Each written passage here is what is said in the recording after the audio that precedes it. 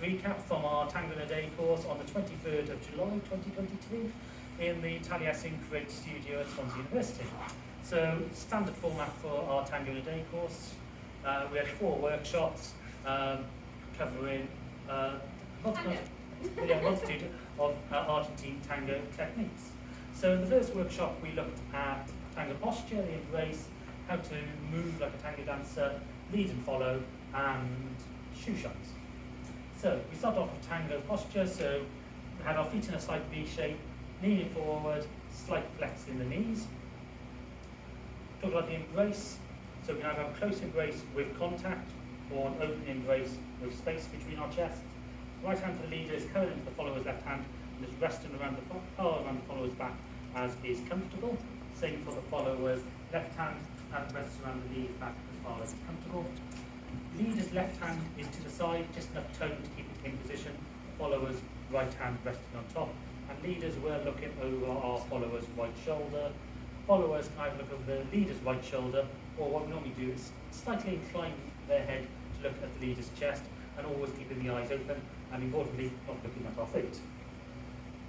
From here we can do a balance out, so we can rock away from side to side, come to a pause, and then wherever I move my chest is where my follower's foot is going to go, her free leg. So if I move my chest forward, that leg is going to project backwards, so she's opened up from the rib cage, pushing on the inside ball of the foot, and that gives me space to be able to step in, and then we can go for a walk. So we start off with walking on a steady beat. We can also speed the walk up, so we can go faster or slower, change the size of the steps, we can do bigger steps by adding more drive, and smaller steps by adding less drive. We can also add in rebounds, so we can transfer the weight forward and then back. Influence to highlight double times. We can also do side steps, and again, these can be either small or large. And from here, we then did our first shoe shine, so, or Estrada. So from the embrace, we took a side step to the left as the leader, and we sunk down. We just kept our weight a little bit low. This keeps the follower in this position. And then I was taking my right foot and putting it between the follower's legs. And then as I lift it up, so straightening it up, my follower's going to try and close her legs together, but find it's blocked with my right foot, and therefore her legs are going to come up in a shoe shine. So she's shining the inside of her foot on my leg, making sure the knee is on the outside. So that was the end of workshop 1. In workshop 2, we worked on the pivot, and also some more shoe shines. So from here, we took our side step, and this time, instead of putting our foot between the follower's leg, we put it to the outside of her right leg, and we pivoted her on the ball of her right foot, talking about how it's important that the follower doesn't change weight, just keeps her weight on one foot until led to do something else. And then we can either get a shoe shine, or modification with taps, which are called PKs. And then, as a leader, we're twisting our chest to the left, which leads her across, pivoting, and then walking out. We can also change the pivot into a back pivot. So here's the forward pivot, we can turn that and give her a back pivot. And if we lift the chest as well, the foot will come up, because it's following the chest, and come into a back circular Boleo.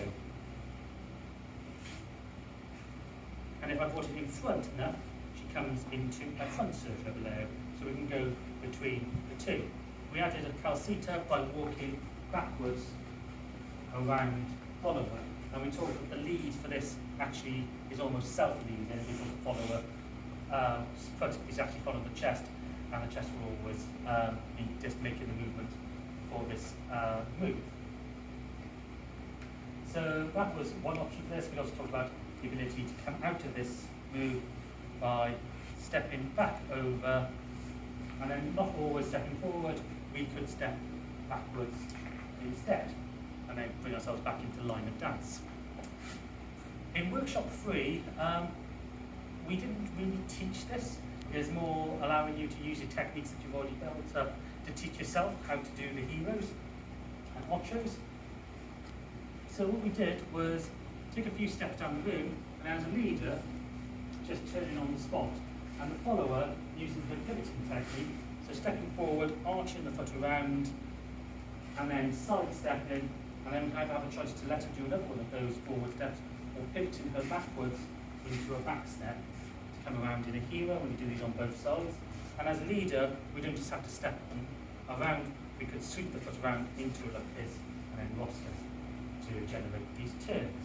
We also talked about how we could then effectively just move ourselves as leader in relation to the follower to make these heroes travel on the floor, or change the direction of them, in which case we came up with Ochos. So we can take our hero,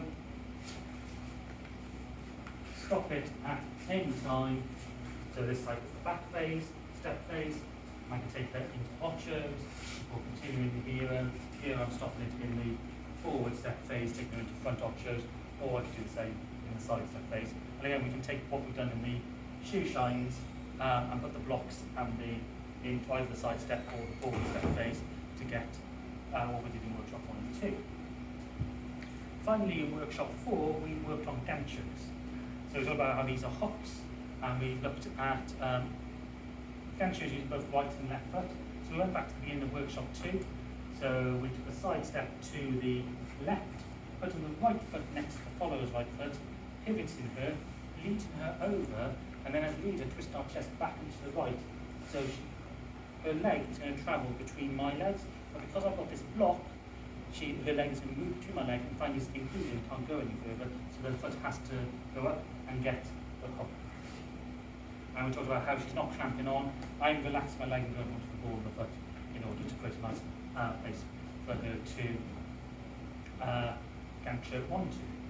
We then modify that with a side step to the left, this time blocking the left foot, getting her to step over, and I can either get a Boleos if I move my chest forward over a twist, or if I take my chest back, I can get the Gancho. So forward, Boleos, back, Gancho.